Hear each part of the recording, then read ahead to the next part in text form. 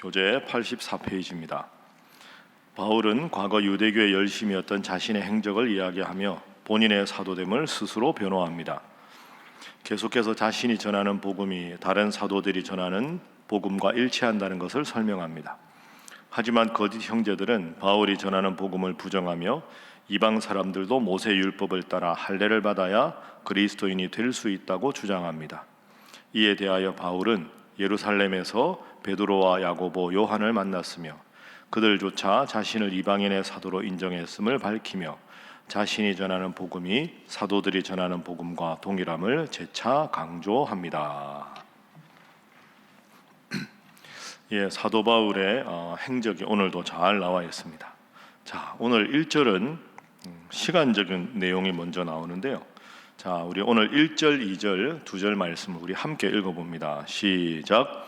14년 후에 내가 바나바와 함께 디도를 데리고 다시 예루살렘에 올라간다니 계시를 따라 올라가 내가 이방 가운데서 전파하는 복음을 그들에게 제시하되 유력한 자들에게 사사로이 한 것은 내가 다름질하는 것이나 다름질한 것이 헛되지 않게 하려 함이라. 아멘. 14년 후에 이렇게 오늘 본문이 시작합니다.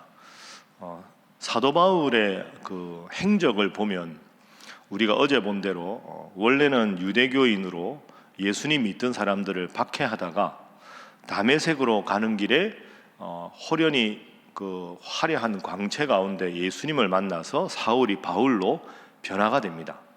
그리고는 어제 우리가 1장 후반절에 보았지만 바로 사도 바울로 활동을 한 게 아니라 아라비아를 가서 3년간 하나님과 깊은 만남을 갖고 분명한 복음의 확신을 얻고 그때부터 이제 바울로 활약을 하게 됩니다.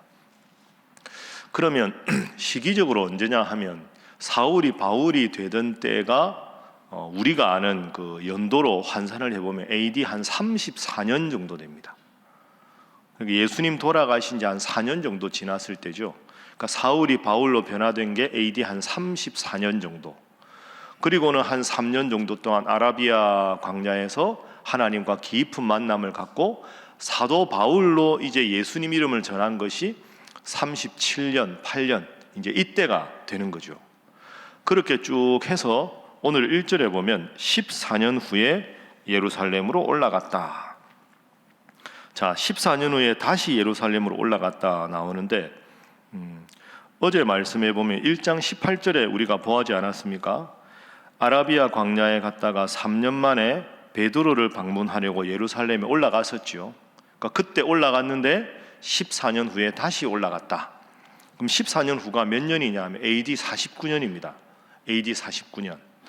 AD 49년에 왜 올라갔느냐 하면 여러분 그 우리 교회 주보 보다 보면 봄, 가을에 이렇게 목사님, 장로님들이 뭐 노회 참석합니다. 가을이 되면 교단 총회 참석합니다. 이렇게 광고하는 거 여러분 아실 텐데 AD 49년에 예루살렘에서 당시의 초대교회 지도자들이 모여서 총회를 가졌습니다. 그러니까 총회라는 게 가면 뭐 하느냐? 쉽게 예를 한번 들어보죠. AD 49년에 예루살렘 총회에 왜 갔느냐 하면 유대인들 중에 개종한 사람들은 할례를 받아야만 구원에 충분하다. 이방인 중에 예수님 믿은 사람들은 할례 안 받아도 되지 않느냐. 또 어떤 지역에 전도를 해보니까 반드시 예배 시간에는 뭐를 써야 된다. 어떤 지역에서는 그런 거 필요 없다. 어떤 지역에서는 또 어떤 이단이 막 나와서 유행하는데 이 이단이 잘못된 건지 바른 건지 좀 판별을 해주시라. 얼마나 이렇게 저렇게 문제가 많겠습니까? 그래서 이단에 관한 문제, 바른 가르침에 관한 문제, 선교에 관한 문제, 성경의 해석에 대한 문제, 이런 문제들이 자꾸 생기는 걸 다 모아서 총회 지도자들이 모여서 이 문제는 이렇게 결정하고 이건 이단으로 판명하고 이렇게 전체적으로 교회가 바로 서기 위한 결정을 한 것이 총회입니다. 요즘도 이제 총회를 그래서 가는 거죠. 그래서 1절에 바나바와 함께 디도를 데리고 예루살렘 총회에 갔다 하는 것은 이방 선교의 지도자로 바울이 바나바와 디도를 데리고 그 총회에 참석했다 하는 거죠. 근데 여기서 한 가지 2절에 보면 계시를 따라 올라가 이런 표현이 나옵니다. 한번 따라해 보시죠. 계시를 따라 올라가. 그러니까 임의로 본인이 이번에 갈까 말까를 결정한 게 아니라 하나님께서 계시를 통해서 바울아, 이번에 올라가서 이렇게 하는 것이 복음적인 것이다. 그 명령을 따라 올라갔다는 거죠. 그래서 이게 그냥 예루살렘에 참석한 게 아니라 하나님의 명령을 따라 올라갔다. 이게 바울의 위대한 점입니다. 뭐 하나 해도 임의로 하는 게 없고 다 하나님 명령을 좇아서 전도하고 선교하고 총회도 참석하고. 그 첫 번째 기도 제목은 범사에 주님의 뜻에 따라 움직이게 하소서 하는 것입니다. 범사에 주님의 뜻에 따라 움직이게 하소서. 총회 참석하는 거 하나도 계시를 따라 올라갔다. 하나님께 하나님, 이번 총회는 제가 참석해야 합니까? 할 일이 많습니다. 이번 총회는 할 일은 놔두고 반드시 가야 된다. 예, 가겠습니다. 항상 바울은 하나님의 계시를 따라 모든 일을 처리합니다. 여러분, 우리도 이렇게 살아가면 큰 어려움이 없지 않겠습니까? 이 일을 하나님 제가 해야 합니까? 하지 말아야 합니까? 이번에 이런 제안을 들었는데 이 제안을 제가 수락해야 합니까? 수락하지 않아야 합니까? 그러니까 항상 우리는 스스로 판단하다가 실수할 때가 많습니다. 그러면 여러분은 늘 이렇게 질문하시죠. 기도는 하는데 이게 하나님 뜻이 아닌지 어떻게 압니까? 하나님이 탁 내 앞에 나타나서 야, 이거 가지 마라, 이렇게 말씀을 하시면 제일 속이 시원한데 하나님은 그렇게 하시는 법이 없지요. 어떻게 하십니까? 그냥 일반적으로 우리가 잘못된 길은 가지 않고 바른 길은 가면 되는 거죠. 그런데 도저히 잘 모르겠다, 그럴 때는 여러분 기도하십시오. 꼭 실수하는 지점이 이 지점인데요. 기도하다가 내 마음만 조급해서 확신이 없이 하면 꼭 일이 잘못되게 됩니다. 기도하다 보면 이 문제를 기도하고 나서도 이렇게 생각하면 이게 맞고 저렇게 생각하면 저렇게 맞는 것 같은데 자꾸 기도하다 보면 어느 순간 하나님이 마음에 확신과 평안을 딱 주십니다. 아, 이 일은 이게 하나님 뜻이구나. 그 참 남에게 설명하기 어렵지만 마음에 더 이상 그 문제로 마음이 갈라지지 않고 평안함과 확신이 듭니다. 그럼 그때 그렇게 일을 하시면 되는 거죠. 바울은 계시를 따라 예루살렘 총회에 참석했다. 기억하시고 여러분 지금 기도하시는 문제 꼭 간절히 기도하실 때 분명한 응답과 확신으로 하나님께서 길을 지켜주시고 보호하는 복된 걸음이 되시기를 주님 이름으로 축복합니다. 자, 그런데 오늘 올라갈 때 보면 1절에 혼자 올라가지 않습니다. 누가 같이 갑니까? 바나바와 디도를 데리고 갑니다. 그리고 3절 보십시오. 자, 3절 함께 읽습니다. 시작. 그러나 나와 함께 있는 헬라인 디도까지도 억지로 할례를 받게 하지 아니하였으니. 아멘. 자, 왜 이 사람들을 데리고 갔느냐? 7절 보겠습니다. 7절도 읽습니다. 시작. 도리어 그들은 내가 무할례자에게 복음 전함을 맡은 것이 베드로가 할례자에게 맡음과 같은 것을 보았고. 아멘.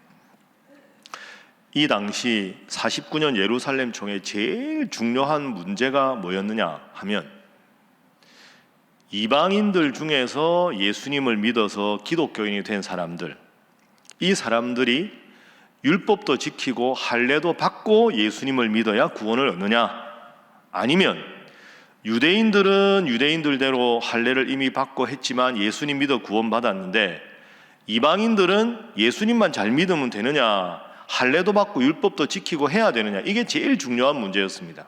바울의 입장은, 하나님께 바울이 받은 입장은 예수님의 이름을 믿는 것만으로 구원에 충분한 거지 다시 뭐 절기를 지키고 할례를 받고 필요가 없다, 오직 예수 이름 믿는 걸로 구원을 받는다, 이게 바울의 입장이거든요. 그런데 49년 당시만 해도 많은 지도자들 중에서 안 된다, 구약에 있으면 하나님이 율법을 주신 거니까 예수님 믿는 거 더하기 율법 지키기, 이 두 가지가 합해야 구원이 된다. 바울은 예수님만 믿으면 된다. 어떤 사람은 예수 믿는 것 플러스 율법, 이게 제일 중요하게 부딪히는 문제였습니다. 그러면서 바울을 무시하는 거죠. 너는 12제자도 아닌데 말이야, 뭘 너 그렇게 자꾸 이방인의 사도라고 자꾸 내세우느냐. 그러니까 바울의 대적자들도 많았습니다. 자, 바울의 입장에서는 하나님의 계시를 따라 예루살렘에 올라갑니다. 그러면 하나님께서 바울에게 누구와 함께 가라 하는 명령도 주시지 않았겠습니까? 누굽니까? 바나바와 디도를 데리고 갑니다. 왜 바나바일까요? 여러분, 바나바는 사도행전하고 쭉 읽어보면 알지만 사울이 바울로 변화되었을 때 초대교회 지도자들이 바울을 이상하게 볼 거 아닙니까? 아니, 몇 년 전까지만 해도 예수님 믿던 사람들을 결박하던 사람이 예수님 이름을 전한다니까 미심쩍은 의심의 눈으로 바라볼 때 바나바가 딱 나서서, 여러분 그러지 마십시오. 사울이 바울로 변화된 건 하나님이 하신 겁니다. 제가 보증합니다. 그래서 바나바가 바울을 믿어주었기 때문에 바울이 이방의 전도자로 바로 설 수 있었습니다. 그러니까 바나바가 상당히 중요한 사람이고 존경받던 사람입니다. 그러니까 마음이 좀 떨떠름한 사람도 바나바가 저렇게까지 말하니까 바울을 믿어주자. 바나바거든요.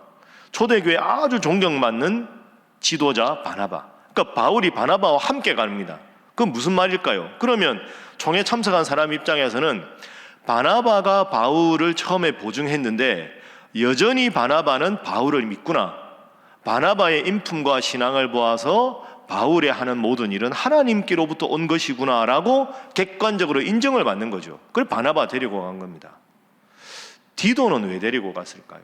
자, 아까 3절 보시면 헬라인 디도까지도 억지로 할례를 받게 하지 아니하였다. 자, 바울이 참 지혜로운 사람입니다. 디도가 아주 신실한 사람이거든요. 디도가 이방인입니까? 헬라인입니까? 방금 읽었죠. 헬라인이라고 나오지 않습니까? 그럼 헬라인은 할례를 안 받습니다. 유대인 남자들만 할례를 받으니까. 디도를 딱 데리고 가니까 총회 참석한 사람들이 저 디도 저 사람 상당히 믿음 좋은 사람인데, 상당히 훌륭한 믿음을 가진 사람인데 디도가 알려졌거든요. 근데 디도는 할례를 안 받았잖아요. 그러면 할례도 받고 예수도 믿어야 구원받는다는 지도자가 보기에 맞다, 디도 저렇게 예수님 잘 믿고 신실한데 저 사람 할례 안 받았잖아. 근데 저 사람이 구원 안 받았다고 말할 수 없지. 디도를 보니 할례 받지 않고 율법 지키지 않아도 예수님 잘 믿어 구원받는 것에 제일 좋은 모델이 디도인 거죠. 그러니까 지금 바울은 아주 지혜로운 사람입니다. 자신의 사도성을 인정받기 위해서 바나바를 데리고 가고, 할례 없이도 예수 잘 믿어서 가장 훌륭한 성도의 모범으로 디도를 데리고 간 거죠. 그러면 둘을 딱 간 순간 바울의 입장을 지지하게 되어 있는 겁니다. 그래, 아까 7절. 그래서 어떻게 됩니까? 내가가 누굴까요? 바울이죠. 바울은 무할례자, 이방인들에게 복음을 전하는 사역은 바울을 통해서, 예수님의 수제자인 베드로는 할례자, 베드로가 유대인이니까 이방인들이 아니라 유대인들에게 복음을 전하는. 그러니까 49년에 어떻게 딱 결정되냐 하면 예수 이름만 잘 믿어도 할례 없어도 구원받는다. 그러면 초대교회 예수님의 수제자인 베드로와 열심히 전도하는 바울의 관계가 어떻게 되냐? 베드로는 하나님께서 유대인들을 위한 전도자로 세우셨다. 바울은 할례 받지 않은 이방인을 위한 전도자로 세우셨다. 이걸 딱 보증을 한 거죠. 그러니까 참 얼마나 지혜로운 인물인지 모릅니다. 그래서 두 번째 기도 제목입니다. 주님 주신 지혜로 행동하게 하소서 하는 것입니다. 주님 주신 지혜로 행동하게 하소서. 그러니까 한 구절 한 구절 찬찬히 읽어보면 하나님 말씀이 얼마나 이게 정확하게 논리적으로 우리에게 다 이해가 되는지, 깨달음이 오는지 모릅니다. 그리고 바울이 참 하나님 잘 믿는 사람은 참 지혜로운 사람이다. 그리고 6절 말씀도 보십시오. 6절 말씀, 유력하다는 이들 중에 본래 어떤 이들이든지 내게 상관이 없으며 하나님은 사람을 외모로 취하지 아니하시나니 저 유력한 이들은 내게 의무를 더하여 준 것이 없다. 유력한 사람들이 갑자기 왜 나오느냐? 총회에 참석하거나 하면 고위직이 있을 거 아닙니까? 요즘 우리말로 하면 총회 가면 총회 임원, 총회장 이런 사람들. 그러니까 바울이 유력한 사람들이 딱 보인 거죠. 그 사람들에 가서 자기 입장을 충분히 이야기했다는 뜻입니다. 유력한 사람이라고 해서 다 신령한 사람은 아니지만 유력한 사람들은 힘이 있습니다. 힘 있는 자리에 있는 사람들이 엉뚱하게 잘못 결정하면 엉뚱한 방향으로 갈 거 아닙니까? 그 바울 보십시오. 딱 바나바 데리고 가고 디도 데리고 가고, 그리고는 총회 딱 가서 유력한 사람들 미리 만나서 인사 다 하고, 제가 이번 총회에 이런 이유로 왔습니다. 이방인들을 위해서 이렇게 전도합니다. 할례가 필요 없습니다. 이런 이야기를, 그 총회를 영향을 행사할 수 있는 사람을 만나서 미리 다 이야기를 해놓은 겁니다. 그러면 힘 있는 사람이 잘못 결정해서 이방인 선교의 길이 막히지 않도록 지혜롭게 행동한 거죠. 그러니까 바울을 가만히 보거나 성경의 인물을 보면 일을 허투루 하는 게 하나도 없습니다. 하나하나 의미가 있는 거죠. 그러니까 딱 49년 총회, 그러면 이방인들은 할례 안 받아도 된다.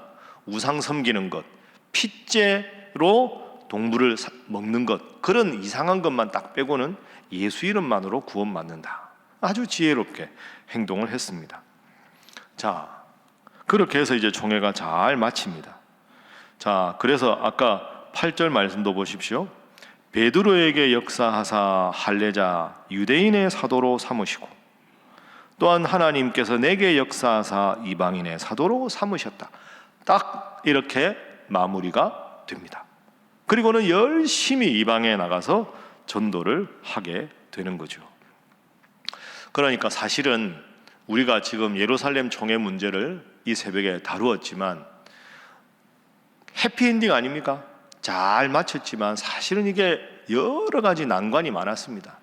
유력한 사람들이 엉뚱한 결정을 하지는 않을까, 유대인 지도자들 중에서 개종한 사람들이 또 잘못 말을 하지 않을까, 여러 변수가 은혜 가운데 잘 진행이 되었습니다. 그래서 마지막 세 번째 기도 제목입니다. 시험 중에도 늘 승리하게 하소서 하는 것입니다. 시험 중에도 늘 승리하게 하소서. 훌륭한 결정으로 끝났지만 바울에게는 늘 어려움이 있었습니다. 오늘 본문에도 이제 이면에 감추어져 있지만 유대주의자들과도 다투어야 되죠. 제자도 아니면서 사도 일을 한다고 비난하는 사람들과도 다투어야 되죠. 유력한 사람들하고도 이해를 미리 다 조정을 해야 되죠. 참 어렵습니다. 우리는 그냥 사도 바울 하면 위대한 사도 딱 한마디로 정의하지만 그 위대한 사도가 되기 위해서 넘어야 될 산은 너무나도 많았습니다. 여러분, 오늘 하루 살아갈 때도 오늘 하루 다 일 마치고 잠자리에 평안하게 들기 위해서 만나야 될 사람도 있고, 해야 될 일도 있고, 처리해야 될 업무도 있고, 돌보아야 될 사람도 있고, 하나하나 잘 맞춰야 오늘도 평안히 하루를 마치지 않겠습니까? 바울처럼 계시를 따라, 하나님의 뜻에 따라 하나님 주신 지혜로 여러분의 앞에 있는 모든 난관들을 잘 극복하셔서 오늘 하루도 정말로 주님 이름으로 승리하시고, 오늘이 벌써 2월 1일입니다. 1월이 쏜살같이 지났습니다. 2월 한 달도 주님 이름으로 늘 승리하는 신일의 모든 성도들 되시기를 주님 이름으로 축복합니다. 기도하겠습니다. 하나님, 오늘 귀한 말씀 또 깨닫게 하시니 감사합니다. 범사의 계시를 따라 주님의 뜻에 따라 기도의 확신과 응답으로 살아가서 주님 친히 책임져 주시는 복된 인생, 승리하는 인생 되게 하여 주시옵소서. 믿고 나아가게 하시되 주님 지혜 주셔서 우리 앞에 처리해야 될 모든 일을 주님의 능력으로 잘 해결하여 임마누엘 주님을 찬양하는 복된 하루 되게 하시고, 복된 이달이 되게 하시고, 우리 가족들이 되게 하시며 우리 교회 되게 하시고 이 나라의 민족이 되게 하여 주시옵소서. 함께 기도합니다. 주여 믿습니다. 주여 믿습니다. 주여 믿습니다.